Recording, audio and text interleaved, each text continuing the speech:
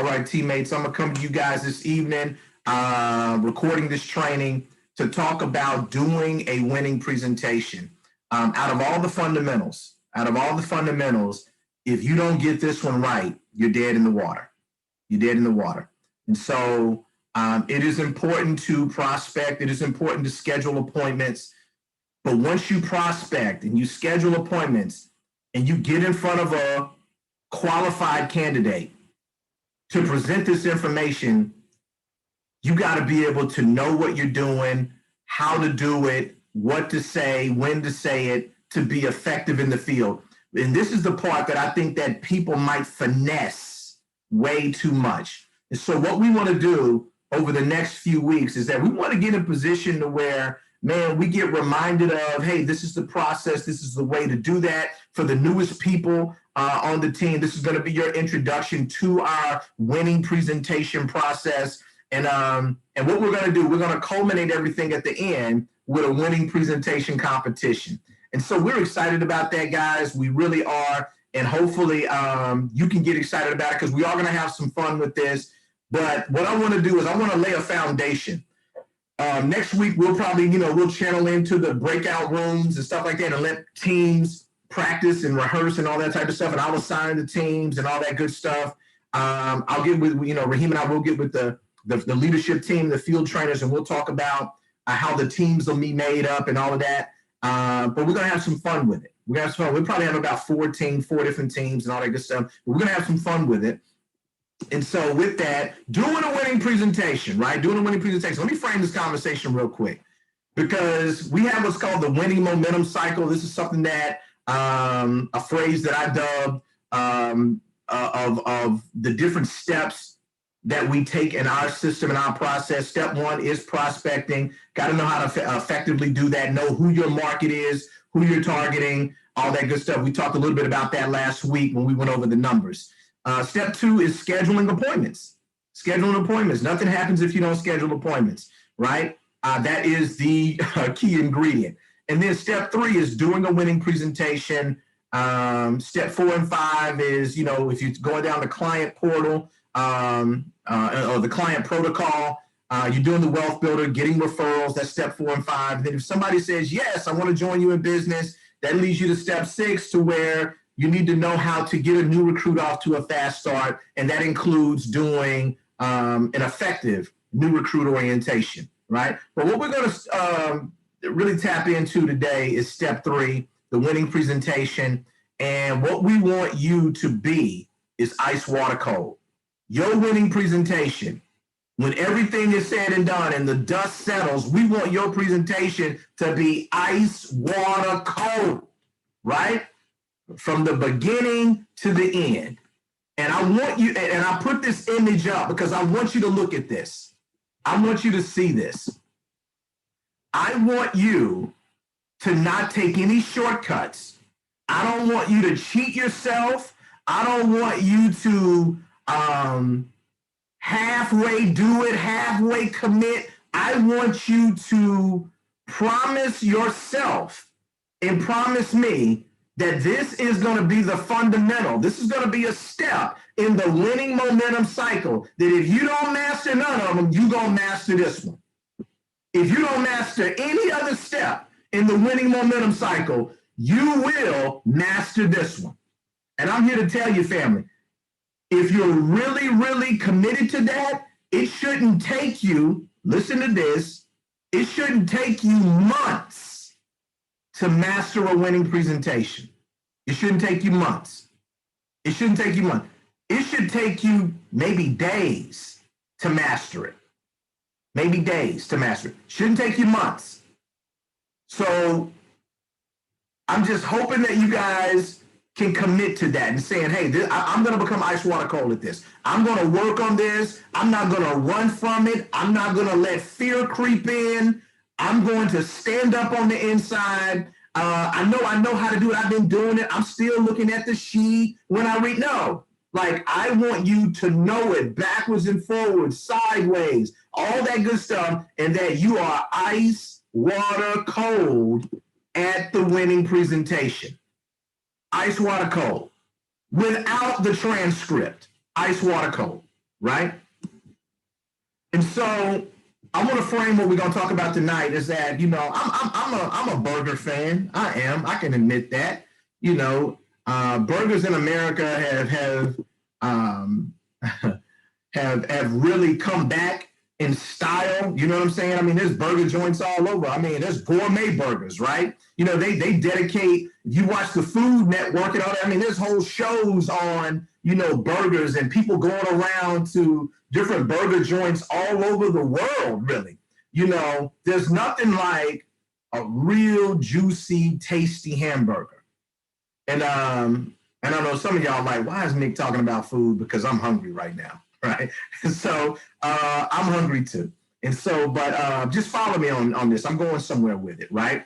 And so what I did, I went on Yelp, you know, if you're familiar with it, it's just a way for you to find different resources and all that good stuff. But, you know, you can search dang near anything on Yelp, like, hey, what are the 10 best, whatever, blah, blah, blah.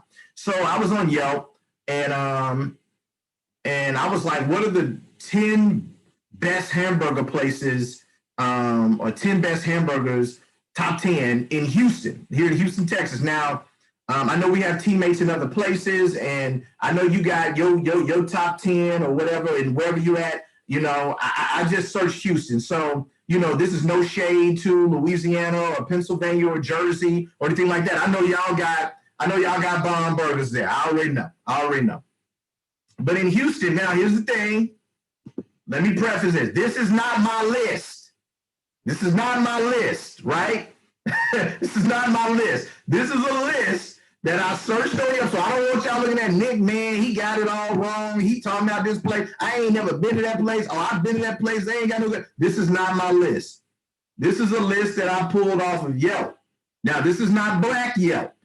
All right, this ain't Black Yelp. This is just Yelp, right? And so I know you know the hole in the wall joint in Fifth Ward that grandmama back there actually patties out herself. She got her special seasoning in her pocketbook, and she died. You need to take me to that spot. I don't know.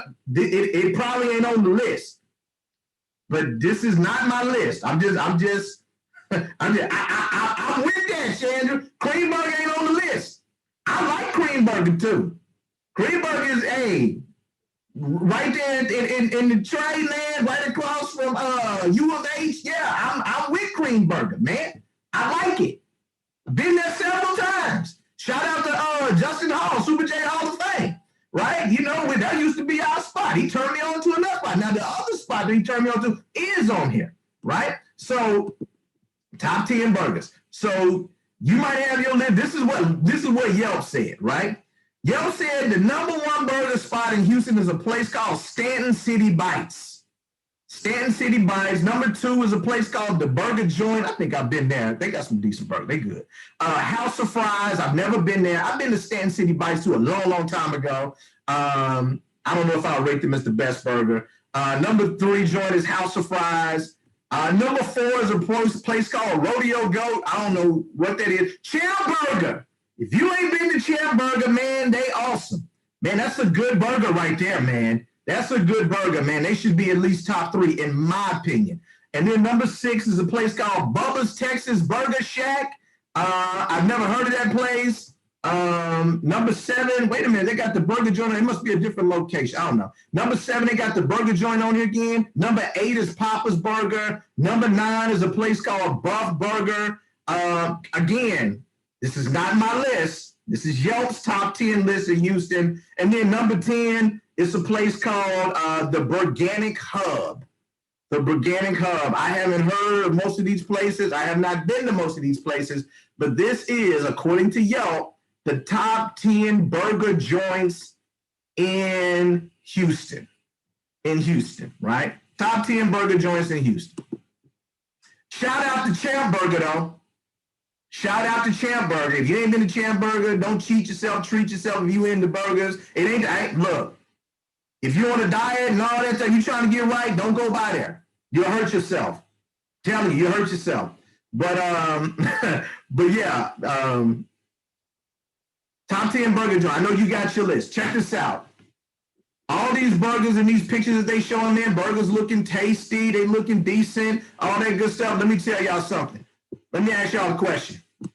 Do y'all see McDonald's on this list? Who on here you would say McDonald's got the best hamburger? Like, oh no, McDonald's got the best burger. Nobody in their right mind would say that McDonald's has the best hamburger. I mean, there's plenty of places that make handcrafted, just fresh ingredients, thickness of the patty, the bun, the different types of buns, all that type of stuff, and the custom handcrafted mayonnaise. You got places that they're making their own ketchup. They're making their own ketchup, right? How would a McDonald's burger ever compare to any of these places that I've just showed you? I guess if you did a taste comparison, you bit into a quarter pounder with cheese and you bit into one of these, quarter pounder burgers at these other places, it wouldn't be a comparison. But I can tell you this, as great as these burgers are, and even the burgers that you mentioned and that you're thinking of, or the burgers that's in your neck of the woods, whatever your top burger places are in your neck of the woods, teammates, I'm going somewhere with this, right? As good as they are, ain't none of them selling more burgers than McDonald's. Ain't none of them selling more burgers than McDonald's. Think about that. This is the top 10 burgers in Houston. I'm sure they sell a lot of burgers. I'm sure the top places in your city sell a lot of burgers, but ain't none of them selling more burgers than McDonald's. Did you know that McDonald's, and I looked these numbers up today, according to Google, McDonald's serves more than 69 million customers a day worldwide through over 38,000 locations. Nasty burger, but they sell more burgers than anyone. More burgers than anyone. I'm going somewhere with this. Let me show you where I'm going. All right? Here's the deal. If you bought a McDonald's franchise, Constance, if you and T, you guys, bought a McDonald's franchise, and you don't have to answer this, I'm just mentioning Constance's name, because her and T some ballers, and they might probably have a McDonald's franchise in their future. If you bought a McDonald's franchise, and this is a question not just for Constance and Terrence, this is for everybody. It's a general question. If you bought a McDonald's franchise, could you change the items on the menu? Could you change the items on the menu? Could you be like on some, nah, man, based on my location, man, we need some McTurkey wings on the menu, man. Yeah, man, if I could just put, man, if I could put some McTurkey wings on the menu, man, yeah, we can make something happen around here. Yeah, we're going to still sell the burgers and stuff like that, but I'm just going to put this little McTurkey wing on here. That way it just kind of separates me in my location. This is who I am, right? I'm McDonald's. They know when they come by my McDonald's, I'm the only one that they can get the McTurkey wing over here or the McTurkey leg. You know what I'm saying? Yeah, I'm going to compete with the turkey leg hut. Yeah, I'm going to put a McTurkey leg on mine, right? Could you do that? No, you couldn't do that. Okay, all right, you couldn't do that. Okay, all right. Let me ask you this. You bought a McDonald's franchise, could you add your own seasoning to the food? Could you add your own seasoning to the food? Now, I know some of y'all probably work at McDonald's. You may have did something like that. Shame on you. You weren't supposed to do that. But could you add your own seasoning to the food? Like, could you pull out some Tony Satchels and say, I know they said to take the fries out, shake them 2 times, dump them and hit them 2 times with the salt, but I got this Tony Satchels over here. I like Tony Satchels on my fries. I'm going to hit it with that 3 times, right? Or you like, man, these fries ain't salty enough. They told me to hit them 2 times with the fries. I'm going to hit them 4 times with the fries because I like my fries real, so I want all my fries. Could you do that? No, you couldn't do that. Could you, add some garlic salt to your patties and stuff like that? You couldn't do that. You couldn't add your own seasoning to the food. In addition to that, could you change the words to the customer greeting? McDonald's has a customer greeting that they want your people to say when folks come into the restaurant. Could you say, scratch all of that? I know that McDonald's Corporation wants us to greet our customers this way, but this is what I want you to do. I want you to say, yo, welcome to Mickey D's. You in here? I want you to say that to everybody that comes through the door. Could you instruct your people to say that? But it's your franchise. Could you do that? I'm here to tell you, you couldn't do that. You couldn't do that. Not if you bought a McDonald's franchise. And then last but not least, could you modify the packaging for how the food is served? Could you modify the packaging? You know at McDonald's, they food come in these little containers like that. Could you say, you know what, man, I'm going to step my game up. I'm going to give my joints in like some Tupperware or something like that. I'm going to serve. Could you do that? Could you change the package? No, you couldn't do that either. Where am I going with all of this, right? All McDonald's does is they operate as a system, right? And so people get it confused. They think that people run businesses. They do, but they don't. For true businesses, it ain't the people that run the business. It's the system that runs the business. And so that's why when you have an organization to where systems run the business, you can plug anybody into the system and the business will still run. I'm going to repeat that. When you have a business that's really systems driven, you can plug anyone into the system and the business will still run, right? Y'all don't believe me. If you walked into a McDonald's, right? Let's say you walked into the McDonald's. Let's say that I'm behind the counter. Let's say that I have a McDonald's uniform on, right? My uniform matches everybody that's working there. Yes or no? Right? We all have on the same uniform. I don't have on the blue. They rocking the white. They did not. Our uniforms are all the same. The only person whose uniform may be a little bit different is somebody like if it's a manager that's on duty or whatever it may be. But we all have the same uniform, right? If you say, listen, if it's an old school McDonald's, I know McDonald's, I haven't been to McDonald's in a minute. I did an appointment there and they have a whole kiosk situation now. I was like, I don't know what's going on in here to where you can order at the kiosk and pick your food up, all that. I'm not talking about the current McDonald's. Let's rewind back to the old school McDonald's. If you place your order, and I'm taking your order at the McDonald's, right? Pre-pandemic, I'm taking your order at McDonald's. And you say, hey, listen, I want a quarter pounder with cheese meal with fries and a drink, right?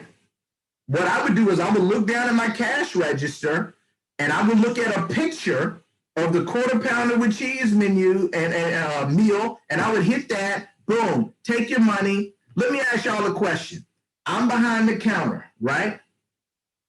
Let's say I'm getting things ready for your order.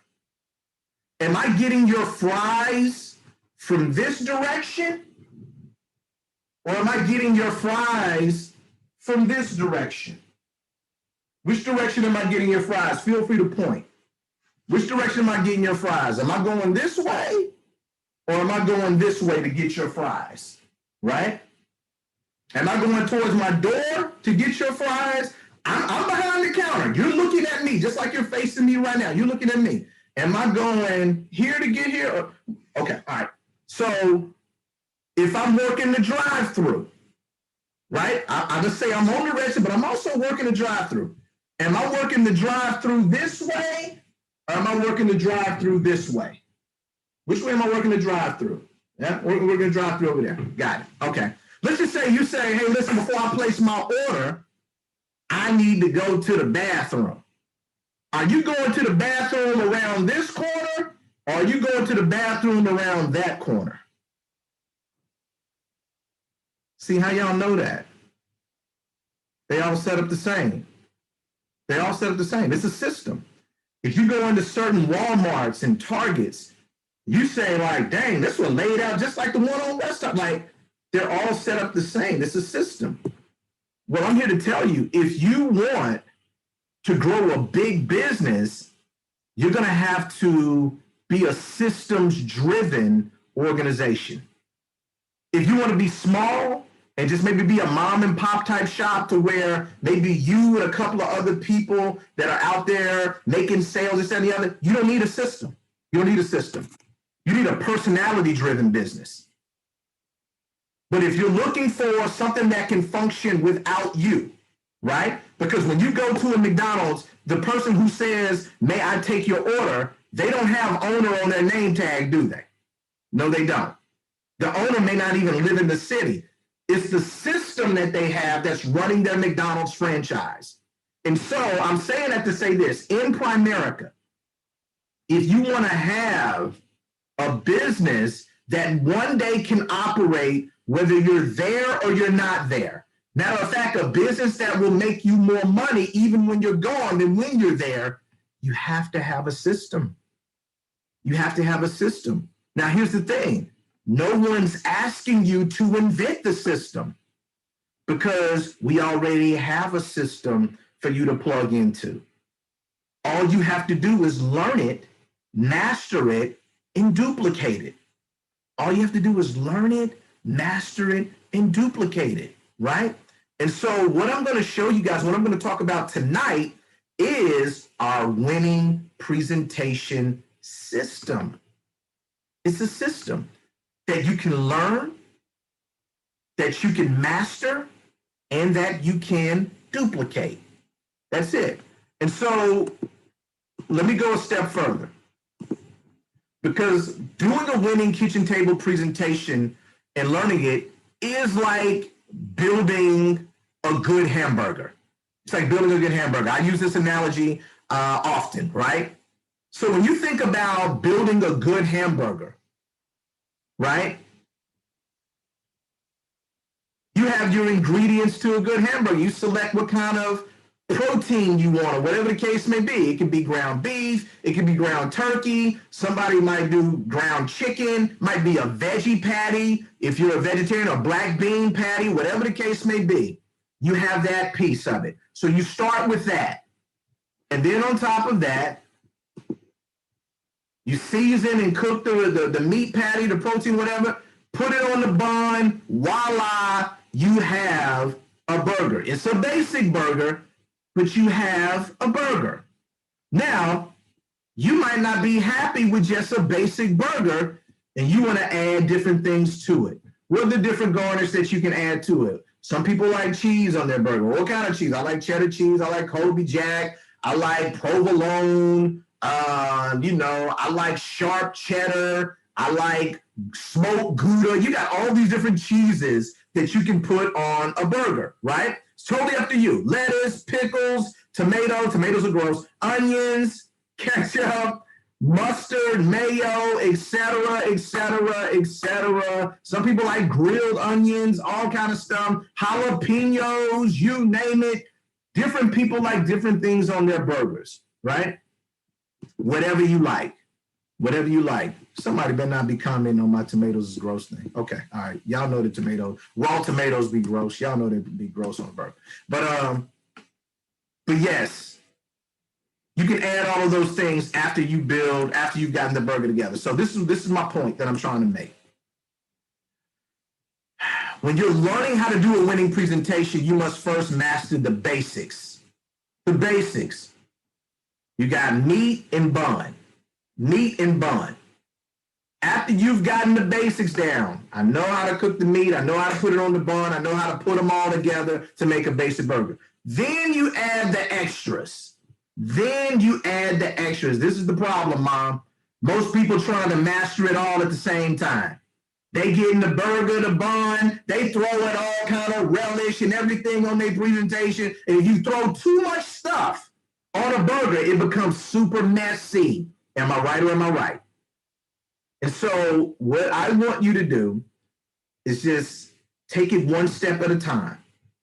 This is for the newest people and even for the veterans. Let's take a step back. Let's take it one step at a time and let's revisit how to make a basic burger, right? And so some of you guys may know who John Wooten is, right? If you don't know who John Wooten is, he was the head coach of the UCLA basketball team.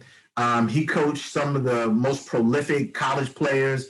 He coached Kareem Abdul-Jabbar, Bill Walton. He just had an iconic program to where they won back-to-back national championships in basketball for like just all these years straight. I mean, he is the coach of all coaches. A lot of coaches, not just basketball, but football, baseball, they come to him to sit at his feet to really learn, what were your secrets of winning? What were your secrets of winning? Like, what did you do? Like, how did you guys win, so much and so, consecutively? What is the secret to that? And he would talk about how he would have all of these 5-star recruits show up, and even some of his upperclassmen show up. And on his first day of practice, you got all of this talent coming in. First day of practice. Man, guys can put up shots, they can defend, they can rebound, they can dunk the ball, jump out of the gym. I mean, just talent out the wazoo. And his first day of practice, they wouldn't even dribble a ball. He would spend time teaching them how to put their socks on. How to put their socks on. How to put your socks on right. How to put your shoes on, how to lace your shoes up right. And people were like dumbfounded by that. Like, why would you spend time doing that? Like, these guys are clearly talented players. But he said, you know what? We would start with the basics and we would build our way up from there. Because you can have an all-American player, but if that joker don't know how to put his socks on right, a few games in, he can develop a bad blister on his feet. That blister can get infected, and he can be out 2, 3, 4 games fighting an infection and swelling in his foot. All because no one ever showed him how to put his socks on right.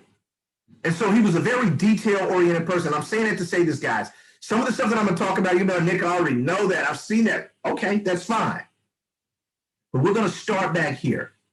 And I really want you to insert yourself in this and just attach yourself to the basics of the process. And let's all go on this journey together to be reminded of what are the elements of a winning presentation. What are the elements of a winning presentation? All right? And so with that being said, I know you guys hear me making this distinction between presentation and winning presentation. What makes a winning presentation, right? Well, all it is, what makes a winning presentation is when it moves people to one of the following actions. If your presentation don't move people to one of these actions, it's not a winning presentation. It's a presentation, but it's not a winning presentation. So one of the actions is that when you do a presentation for somebody, and this is the first time presentation, you're meeting with somebody, if they don't join you in business, meaning that they don't do their independent business application with the money, right? That's one thing. Or if they don't commit to doing a wealth builder with you. If they don't commit to doing a wealth builder with you, saying, yeah, I want a free wealth builder, I want that. Or if they don't give you referrals, or any combination of those 3 things, your presentation wasn't a winning presentation. If you don't get one of those 3 things, somebody to join you in business, commit to doing a second appointment, or giving you referrals, it wasn't a winning presentation. Now, if you get multiples, then, you're really winning. But if you get none, you didn't do a winning presentation. You were just practicing your presentation. It was just practice, right? And I'm here to tell you, family, is that you want to put yourself in a position to where you're going to win. Because some of you guys, especially the field trainers, you're going out on appointments with new recruits, and you're not just winning for you. You're winning. It's your assignment as the field trainer. You want to win for your new recruit. So what helps is what we talked about last week, and making sure that you're in front of the right market. And I'll see, I'm kind of tying it all together. Because if you're in front of the qualified market, it increases your odds. It ups your chances of being able to get one of those 3 things. So you can have a winning presentation. Now, are you going to win them all? I hope you would. I wish you could. but you're not. But you're not. But if you don't win them all, that doesn't mean that you're a loser. It doesn't mean that. It doesn't mean that you're not a winner.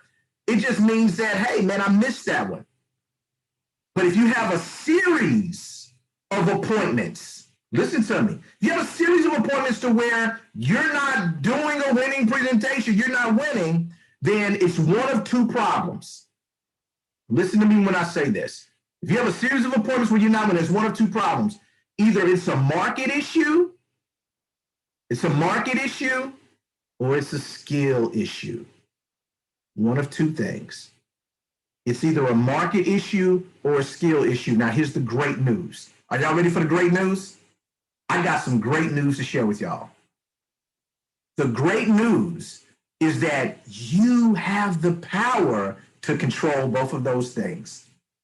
You have the power to control both of those things. You have more power over controlling your skill set. The market, you can stack the deck in your favor by being in front of the qualified people. Now, you can't control mentality. It just is what it is. But you can control that to a certain extent by making sure you're in front of qualified people. Even referrals, that you're in front of qualified referrals. But if you're having appointment after appointment after appointment to where you're not winning, it's either a market issue or it's a skill issue. But both of those things, we have control, or we have a level of control over. That's the great news, guys. That's the great news. The great news is that you can control whether or not you win. You can control that. And so now that we know that we have the power rests with us. Now all of it is just a matter of putting in the work. Because again, if you're not getting these results, that means that you're just practicing your presentation. And we don't have time to be practicing, man. We need to be getting results. All right, so there's three parts to a winning presentation. The first part is something that we call the warm-up. The warm-up of the winning presentation is where we come on with a person and we do our introductions. Hey, thank you so much for being able to meet with me. I'm excited to be able to share with you what I have in store for you. Listen, what's going on is that our company right now, they're experiencing, you're going through the warm-up. And the warm-up sets the expectation for the appointment, just like it says down here. It sets the expectation. It also gives you a chance to check the prospect's pulse on whether or not they're recruitable. You're checking their pulse, right? So you say something to the effect of, hey, man, listen, what's going on? Before I really start, I got to tell you that our company is experiencing a tremendous amount of success, and so we're growing. And we're looking for other driven and ambitious people that are open to the possibility of making some more money and having some more freedom.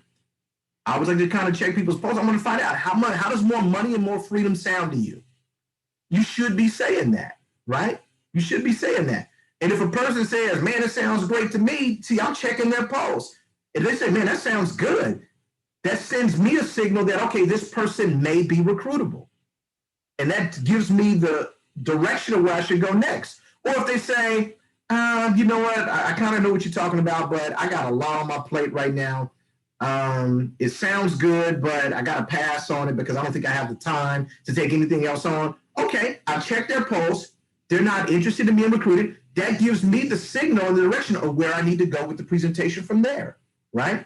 But the warm-up is designed for us to check people's pulses. But not only checking people's pulses to find out if they are recruitable, it is also the place for us to start negotiating referrals. It's the place for us to start negotiating referrals, right? And that line in there, and I've talked about this, and you have to start saying this if you're not saying it, is that, well, great, man, hopefully this is an opportunity for you. But listen, I've been doing this long enough to where I know it's not for everyone. But if it's not an opportunity you want to take advantage of, I hope you find enough value in what we discussed that it might be some things you feel you can take advantage of as a client. Worst case scenario is the negotiation. Worst case scenario, hopefully you feel comfortable enough at least being a referral source for me. Because I don't do any cold calling or knocking on strangers' doors. We find that referrals from credible people is the best way to connect. Does that sound fair enough? And they'll say yes. See, that's my first engagement of negotiating referrals. Now, just because they tell me yes there, Chandra, that don't mean that they're going to give me all the referrals that I asked for. But they don't know, but you should know, you just started the negotiation process for the referrals because you only get what you negotiate on the front end. And referrals is something that we should always be negotiating on the front end. This is the system. That's part of the system. And of course, you ask them questions about who they are, what they do, blah, blah, blah. And then that leads us to the next part of the winning presentation. After you set the table, create the expectation, check their pulse on recruiting. If they say that they're recruitable, you negotiated the referrals, all that good stuff. Then you go into the play. And the play is basically our recruiting presentation. It's our recruiting presentation, right? You're talking about the power of having a life insurance license and an investment license and being one of the best kept secrets in America for creating first generation wealth, all that good stuff. Have you been to a funeral before, right? A lot of times when we see people going to funerals, they send flowers or bring flowers to offer their condolences. Guys, that is our recruiting presentation, right? And based on how they respond to the play, determines what we do next. If they say during the warm-up that they're not recruitable, nope, I'm not interested, more money, more freedom sounds good, but I don't have the time to do it, then we pivot and we go through the who we are, what we do, and getting commitments. So let me stop right there because I think that I need to kind of, hone in right there. So when you do the warm-up, if somebody tells you they're not interested in the opportunity, you don't still go through the play. You don't try to convince them on some, yeah, but hey, look, man, you really need to see this, right? I want to show you how to make some more money. Yeah. I hear you saying you ain't interested. Yeah, but check this out. That's not what you do. You say, well, great. Well, listen, let me kind of tell you a little bit more about who we are, what we do as a company, right? Have you ever heard of a company called Primerica? So you pivot and you go through the who we are, what we do, getting commitments. Nick, what am I getting commitments for? You are getting commitment for them to do a wealth builder, and you're getting commitment again for them to give you referrals. Now, here's the thing. This is what you got to understand. Oftentimes, when you do the warm-up, listen to me, teammates, listen to me, lock in, listen to me. When you do the warm-up, people will say that they're interested in the business opportunity. And so you'll go through the play. Then when you get to the end of the play and you're asking them if they're ready to get involved, I'm not going to go through the details of the language of the presentation for that part. They might say, I want to think about it, or it sounds good. I don't know if I want to move forward right now. You do a little bit of, hey, why do you say that? You don't go down a rabbit hole of trying to convince people and things like that. Now, if it's something where you feel that you can overcome their area of concern and get them to move forward, that's one thing. But some people, you just kind of get this sense, and it comes through instinct, that they're not ready to move forward with the business opportunity. You have to learn something that we call the power of the pivot. So you don't keep trying to beat a dead horse and recruit somebody. You say, well, great. Well, let me kind of show you more about who we are, what we do. And you go through a portion of the who we are, what we do, and get the commitment to do the wealth builder and get referrals. Because what were the numbers last week, if you guys can remember? How many people, what's the ratios of people that we do our presentation for that will actually join us in business? Do y'all remember what that was? Okay. All right. Put it in the chat, man. What was the ratio? Okay. Marquis said 1 out of 5. Okay. What else y'all got? Somebody else put it out there. What were the ratios? Blank out of blank that we show our presentation to will actually join us in business. There it is, 1 out of 4. That's it, 1 out of 4. 1 out of 4 people that we do our presentation for will actually join us in business. Those are the numbers, 1 out of 4. So I want y'all to understand this. If 3/4 of the people that we do this presentation for is not going to join you in business, you better learn the power of the pivot. I'm going to repeat that. If 3/4 of the people that you do the presentation for will not join you in business, you better learn how to master the power of the pivot and take them down to who we are, what we do, and getting commitment from them to do a wealth builder and give you referrals. You better learn that. You better learn that. All right. And so that brings us to the visual of that. If they say yes when you do the play, yep, I want to join you in business, secure the independent business application. Get them in the system, get them their solution number or what we call the business number, right? Set up a day and a time to do their orientation within 48 to 72 hours after you submit the IBA. You should be doing these orientations sooner. But if you do the play, and they say, no, I'm not interested, or they give you this NRN, which means not right now, right? Oh, that's really NRK. Oh, yeah, I'm sorry. No, not right now. Sorry, NRN. Not right now. They give you that, NRN, not right now. Then you go through the who we are, what we do, getting commitment, and then you get the wealth builder schedule, a commitment for that, and a commitment for them to give you referrals. This is the visual. This is what we do. All right? Anybody have any questions about that, what I've shown? This is where I want to hit the kind of the pause button. Anybody have any questions about anything? We good? All right, awesome. All right, very good. So when we do the winning presentation and we do the practice drill rehearsal, this is what you'll need, man. You'll need a copy of the winning presentation transcript. You should have a copy of that. If you don't, get with your field trainer and get a copy of our winning presentation transcript. It is very, very important that you have that because that is your lifeline in the business. That's where you're going to really grow and learn and all that good stuff. And it's just your guide to make sure that you stay on track. It's a powerful tool. It's the words of the presentation put down on paper. And so if you see me do the presentation, you see your field trainer doing the presentation, you're going to see a lot of what's on that transcript being said. It may not be quite verbatim, but it should be close, right? It should be close. Now, if you veered far away from the presentation transcript and you were doing a presentation, this is your time to cut. This is come to Jesus meeting, man. It's time to get it back on track, right? Because it is easy to drift. And that's when we start adding these extras, these garnishments. We start adding the lettuce, tomato, onions, grilled onions, jalapenos, guacamole. Give me a fried egg on my burger, nigga. You adding all this stuff. And next thing you know, your presentation can be a mess, right? Let's just simplify. Because if you simplify, it allows you to multiply. Because here's the thing, teammates. You want to do a presentation that's simple enough, that's easy enough to duplicate. It's not just about you knowing what to do and how to do it.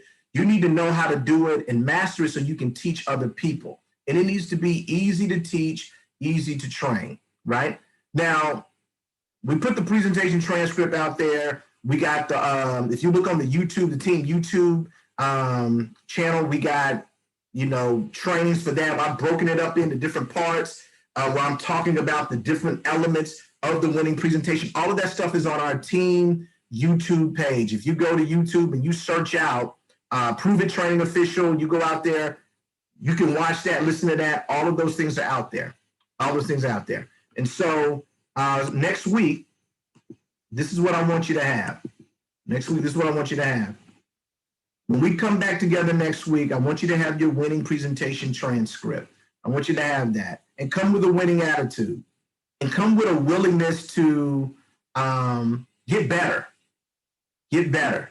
This is where we practice things. It's okay to mess up. It's okay to stumble. It's okay to mess it up. It's okay. Nobody's going to condemn you. Nobody's going to chastise you. Man, this is where you get better. This is a safe environment, a safe haven for you to get better. Now, if I were you, what I would do is, man, I would get familiar with it, especially for the newest people that, hey, like I don't have this presentation down. I would get really familiar with it because I'm telling you guys, this fundamental right here, this is how your business can rise and fall. Like, you have to know how to do this. This is how you get results.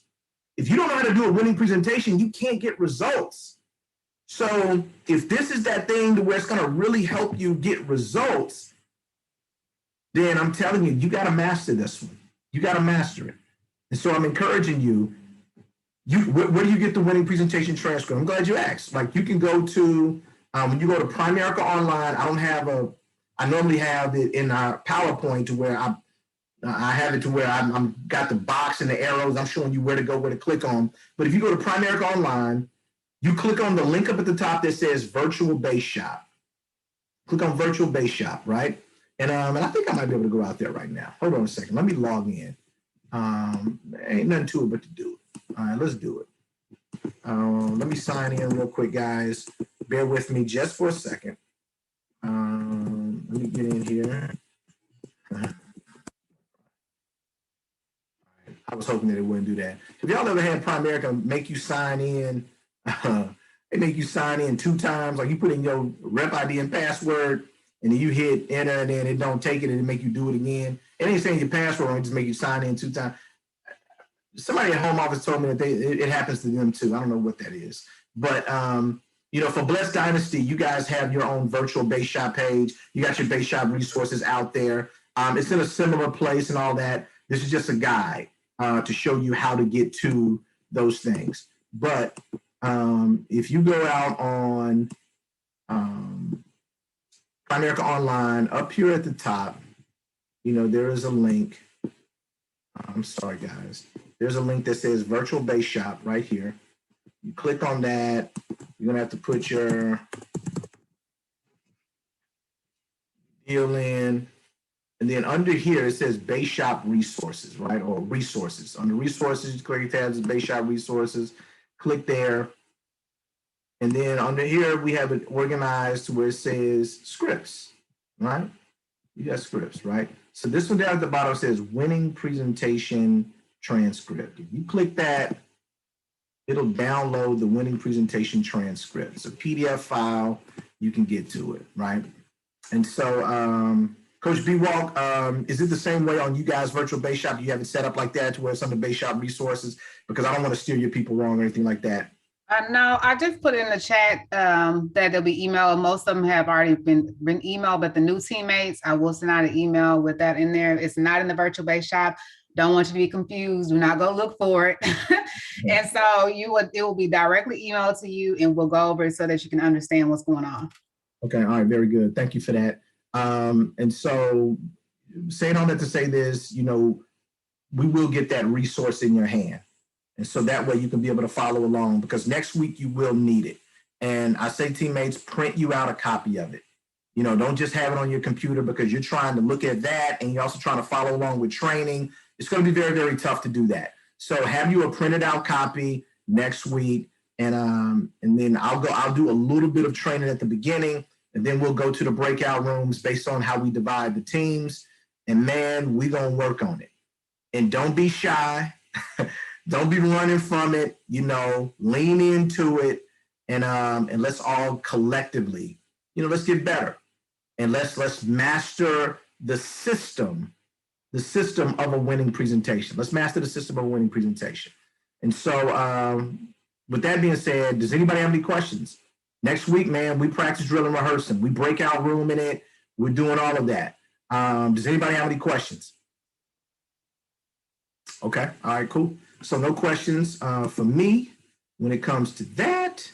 And so with that being said, what I'm going to do is I'm going to show you guys this last slide for the training. Our winning presentation competition will be Tuesday, May the 25th. We got a lot of time, man. We got about a month, over a month for you to be working on it.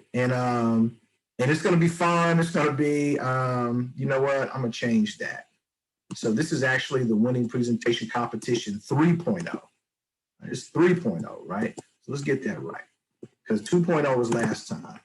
Yep, it's 3.0. This is our third installment of this bad boy. So I just want to make sure that that's represented correctly. Winning presentation 3.0 coming soon, Tuesday, May the 25th. It's going to be done via Zoom. It's going to be exciting. We're going to make it fun, but family, make no mistake about it. It will be a real competition. So whatever team that you are a part of, you better represent. Don't be the weak link stumbling. You got a month to prepare. You got a month to prepare. You better show up and show out. The last one we had was so amazing. Oh my gosh, it was so amazing. I mean, Raheem and I were blown away just by, the people that were participating and just the level of courage that they showed, and also just the level of excellence that they put forth. And we know a lot of work was put into that. Now, for the field trainers, let me say this, for the field trainers, you guys are gonna gotta be assistant coaches with a lot of this stuff. And so this is gonna give you an opportunity to train and develop some of your newer people, newly licensed people in this process. And so you're gonna have your coaching skills on. It's gonna be on you to help develop and bring your teammates along with this process, because we're not gonna have many ringers in this competition. You've been doing the presentation, you can do it backwards, forward, sideways. Now, this presentation is gonna be designed for people who, we know who they are. We know who they are. We know who the people that are. They know how to. I have my hand. I have a pulse on who knows how to do the presentation and who probably still needs to grow in the presentation. Just know that if you're a person that probably still needs to grow with the presentation, you're going to be in this competition. But if you're a person to where you've been there, done that, you've been in past competitions, you're probably not going to be in this competition. You're going to be assigned the task to help train and develop people, to help prepare them for the competition. Does that make sense? We good on that?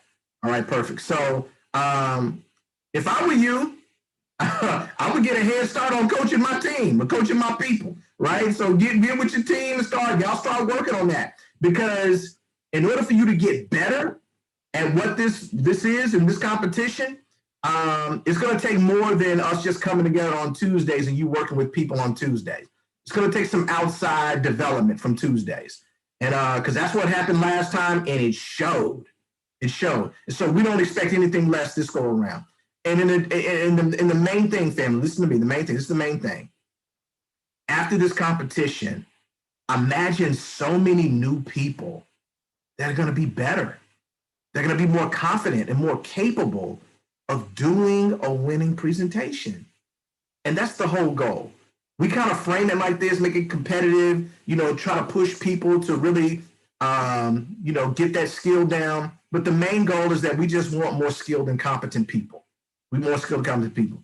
So we're just going to have fun with it to make that happen. And that's going to happen within a month. Within a month, we're going to have probably double the skilled people on the team. And I'm excited about that. That's why it is so important for you to be on these trainings. If you're fairly new, if you're new, you need to be a part of these trainings. You don't need to miss next week, the week after. Every week, you need to be locked in, because this is for you. This is for you. And we're investing time pouring into you, so nobody can hold your business hostage. No one can hold your business hostage. We want you to be capable and able to be able to run appointments when you need to. All right?